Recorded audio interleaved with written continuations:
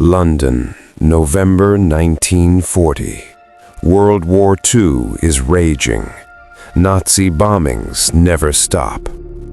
On a bench in a destroyed city park, a blind man sits.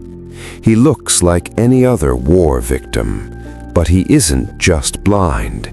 He is the most dangerous spy in Britain. His name is Karl Hans Lody, and his goal isn't to see secrets, but to hear them. How did a blind German man become the most effective Nazi spy in the heart of the British capital? And how could he steal military secrets without seeing anything? This is the story of superhuman memory, iron will, and the most astonishing betrayal of World War II. Germany, 1917. Young Karl, 18 years old, is serving in the German army during World War I. In battle, a shell explodes nearby, and Karl loses his sight forever. In his diary, he wrote, "The first day in total darkness, I felt like I had died. The world I knew was gone. No colors, no faces, no future. But something strange began to happen. I started hearing more. I heard hidden tones in voices. I heard lies in people's speech. My eyes died, but my ears were born anew." Karl discovered he possessed a superhuman auditory memory. He could remember any conversation he heard, word for word, with exact tones and pauses.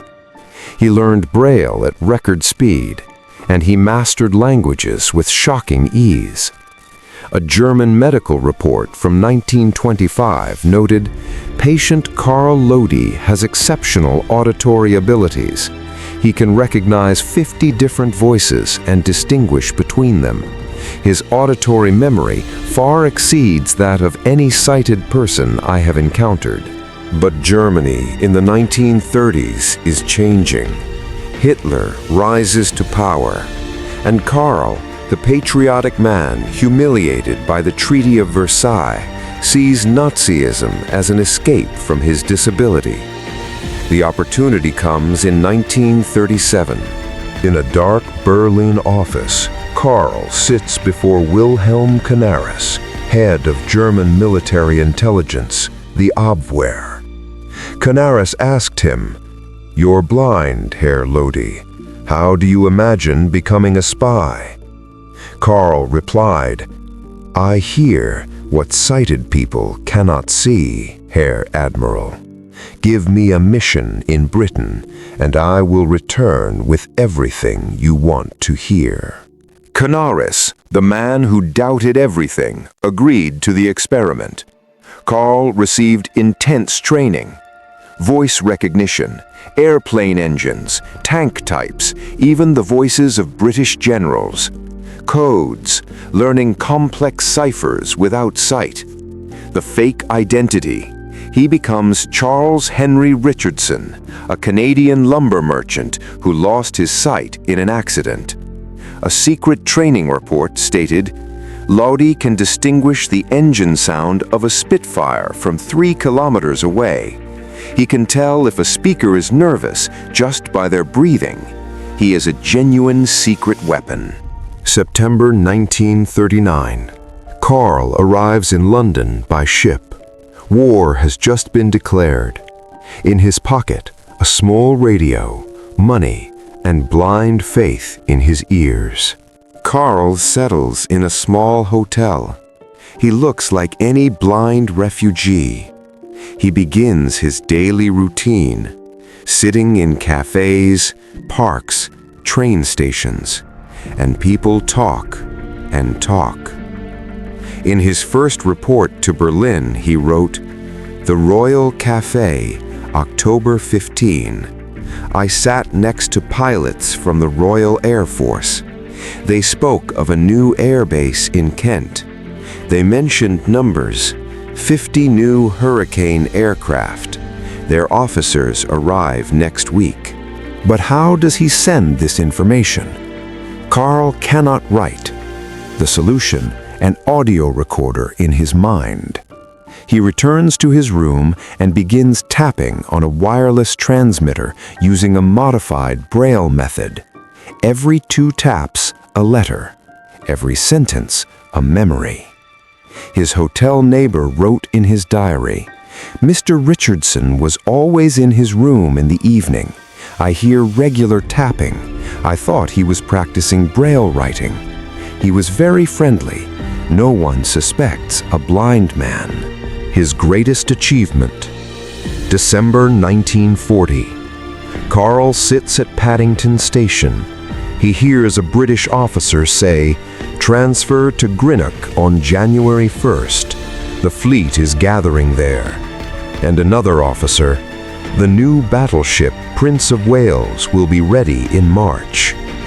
Karl recognizes the voices. One officer is a vice admiral he knows from training recordings. The information goes to Berlin, and the Germans change their submarine attack plans. A later British intelligence report noted, "Our naval losses increased by 40% during the months the blind spy was active. They knew exactly where and when to strike." But in Berlin, trouble begins. Wilhelm Canaris himself starts to doubt. The man who secretly hated Hitler wonders, is this blind spy too good to be true? In his secret diary, Canaris wrote, "Lody sends suspiciously accurate information. How can a blind man in London know all this? Is he a double agent? Or are the British feeding him false information? We must investigate." And in London, British intelligence, MI5, begins its own suspicions. Admiral John Godfrey, Director of Naval Intelligence, notices a pattern. In an internal memo, Godfrey wrote, "There is a continuous leak of naval information, not from documents, but from conversations. The spy doesn't read, he listens. Focus on public places." March 1941. British secret police raid Karl's room. They find the transmitter hidden in the bottom of his white cane. The MI5 officer asked, "Who are you really, Mr. Richardson?" Lody calmly replied, "I am a Canadian lumber merchant." The officer, "And why do you need a wireless device in your cane?" Lody, "I am blind. I need a means of communication in emergencies." The officer, "This device transmits to Berlin." Karl confesses. He is tried in secret, and the death sentence is issued. But the story doesn't end here. In his final letter to his family, he wrote, "I regret nothing. I was blind, but I served a vision. Perhaps I was on the wrong side of history, but I was not on the wrong side of humanity. Farewell." But the execution is not carried out. Why? Because the British discover the value of this unique blind spy. In a secret telegram from Churchill, the blind spy must remain alive. His abilities could be useful to us.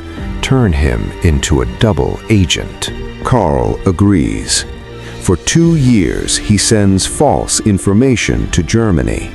He becomes part of the great deception that would lead to D-Day. After the war, Karl is imprisoned. But in the 1950s, Britain releases him. He returns to Germany and lives an ordinary life until his death in 1970. The man who heard the secrets of war disappears into silence. The story of Karl Hans Lody raises deep questions. Does heroism depend on sight? Does loyalty to one's country justify everything? He was blind, but he saw what millions did not. He was a spy, but in the end, he was a man who wanted to prove that disability is not an end, but the beginning of a different kind of strength. Next time you hear a conversation in a public place, remember, there might have been a superhuman ear listening, and there might have been a blind man who saw more than everyone else.